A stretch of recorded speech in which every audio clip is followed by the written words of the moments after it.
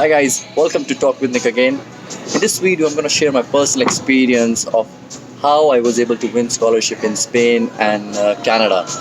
Well, I made this video because a lot of students are asking me questions, what you did in your bachelor schools, and what is the actual or the general process of finding scholarship or applying for scholarship and have a strong chance of winning the scholarship. It's a huge question, and my experience of bachelor's and master's is of total of 6 years. So what I'm gonna do is try to break down all these experiences into short videos so that you can have or you can understand and you can interact with me. You can ask me questions, any question you have, so that it will be more useful for you. And I'm pretty sure if you have just joined your bachelor school, it will be very valuable video for you.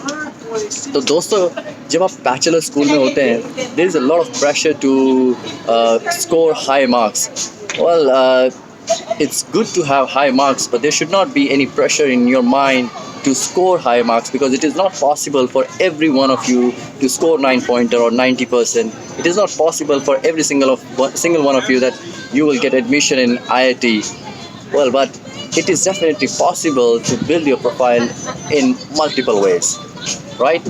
So what I want to say is, like, जब भी आप कोई scholarship के लिए apply करेंगे, you just go and check what is the criteria of scholarship. They will usually say, okay, that you have 60% marks, you have leadership qualities, you have publications, you have research experience, you have recommendation. All these points matter a lot when you are applying for scholarship. अब जैसे हम बात करते हैं कि एक marks की बात करते हैं, okay, for example, let's say you have a 9 pointer. Yes, you will have a strong chance of winning the scholarship. But if you are losing in other factors like internship, recommendations, research experience, or publications, then your chances are going to go down. Let me explain you further. यार, जैसे हमारे जो marks के criteria होते हैं, जैसे जो scholarship का क्राइटेरिया होता है, जैसे उसमें 100 मार्क्स को उन्होंने डिवाइड करना होता है, तो 20 मार्क्स वो देते हैं आपके मार्क्स को, आपका एकेडमिक ग्रेड्स कैसा है यूनिवर्सिटी में. 20 मार्क्स वो देंगे आपके लीडरशिप क्वालिटी को. 40 मार्क्स वो आपको देंगे रिसर्च एक्सपीरियंस और आपके पब्लिकेशंस और आपकी वॉलंटियर एक्टिविटीज़ को. 20 मार्क्स वो आपकी और भी एक्स्ट्रा करिकुलर एक्टिविटीज़ होंगी. वो ऐसे डिवाइड होता है. लेट्स से अगर आपका 9 पॉइंटर आया है, it's good, you will get like 20 out of 20 in your academic score, okay? But if you are not performing well, and if you're not doing something about that 80%, then you are missing the big part of your scholarship application. Then okay, now for example, let's say you have a 7 pointer. That doesn't mean that you're going to lose the scholarship and you won't get any marks in that academic section. You will have, like, say, if a 9 pointer student had 20 out of 20 for the mark section, and the person with 7 grade will have let's say 14 or 15, he will still have marks. But if he's performing well in the other 80%, like recommendation, publication, research experience, and all other things, then you have more chance. Okay, so let's break down again your bachelor's life. You have 1500 days in your bachelor's and master's school. That means almost 4 to 5 years, right? And how are you investing time in different activities like internships, your volunteer activities, your networking skills that will give you good recommendation letters, and then comes your online workshops and possible winter schools. So I'll tell you what I did when I was in first year. When I was in first year, I knew that I'm not interested in sitting in the classroom and learning the way that other students wants to learn. So what I did, I volunteered to work in a lab with one of my professor, and it was an incredible experience because I have worked with that professor for almost 5 years. I had 3 publications with her, and she always supports me whenever it comes to give me a strong recommendation letter. So when I did volunteer, it was a free job. I didn't get any money in university, and you should not expect any money when you are going to learn in some laboratory in your university. And while you are doing this volunteer, while you are approaching professor, it's not gonna be easy that you will go in one lab and you get the lab. It's not gonna happen like this. आपको यार कम से कम नहीं तो 10, 20, 30, 40, 50, 100 professors को approach करना पड़ेगा, चाहे आप अपनी फील्ड में अप्रोच कर रहे हैं या आप अपनी किसी इंटरडिसिप्लिनरी फील्ड में अप्रोच कर रहे हैं. But once you get this volunteer skill and you learn to develop skills in communication, in writing, in administration, in leadership. All these skills will develop and will open doors into new areas. So after I did my volunteer, I started working with my supervisor. I asked her about internships. What are internships and how you should do an internship? Usually if you're in first or second year, you won't know, okay, how to approach for internship, how to write an email. So I asked for suggestions, and she gave me some laboratory names, and I started approaching professors there. I was not successful.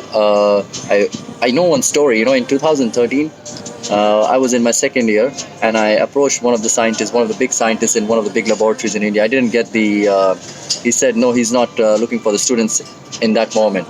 And then again, in third year, I again applied. I said, okay, I have improved a bit. I have learned the skills and which matches your lab mission and vision.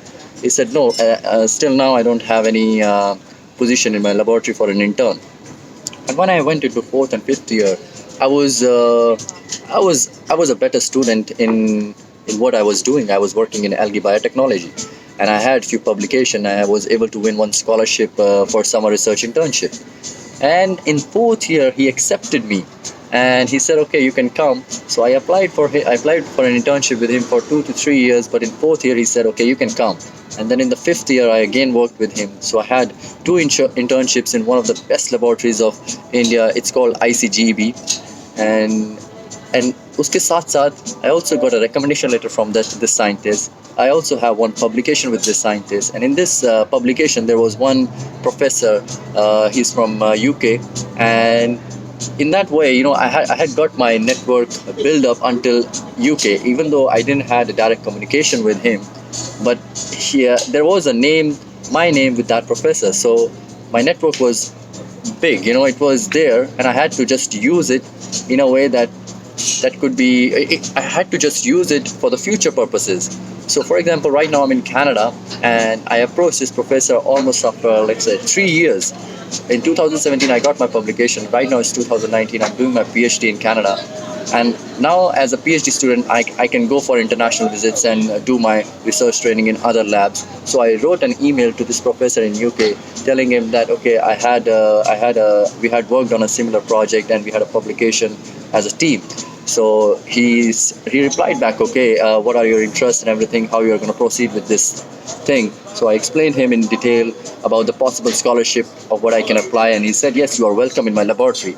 So if you see how the process has gone from 2011 to 2019, and how I built my profile as a student, not focusing just on academic grades. And if you see all these volunteer, internship, recommendation, networking, all these criterias matters for 80% of your other scores that help you win scholarships. So what I want to tell in this video to all the undergraduate students, all the master students in India, is do not focus just on academic grades. It is good because it's gonna satisfy your parents, and it's gonna build up your profile. But let me tell you, all the 9 pointers or 9.5 pointers from my university, from my class, they all went into sales and marketing after studying 5 years of biotechnology. They studied 60 subjects, more than 50 to 60 subjects, and they left biotechnology after that. They lost their interest in science. So what I want to tell you is, like, do not just focus on academic grades, because there is more that you can learn in your bachelor schools, in your volunteer activities, in your internships, in your networking. So please use your 1500 days of your bachelor school wisely, and I'm sure you will be able to figure out a way that has designed by you. You can design your own way in your bachelor school, because 1500 days is a lot of days. You just have to invest 5 to 6 hours a week in your initial years to try different things, to talk to professors, try to write a review article, try to write blogs, try to write an email to different professors, try to see what kind of projects are happening in area of your interest. So guys, I'm going to come up with more video and try to break down this crisp video of 10 to 11 minutes into short content, focusing on specific things like internships and recommendation and its importance in winning scholarship. so that you can have a broader aspect of how to utilize your bachelor's and master's time more specifically. So I hope you like my video. Thank you.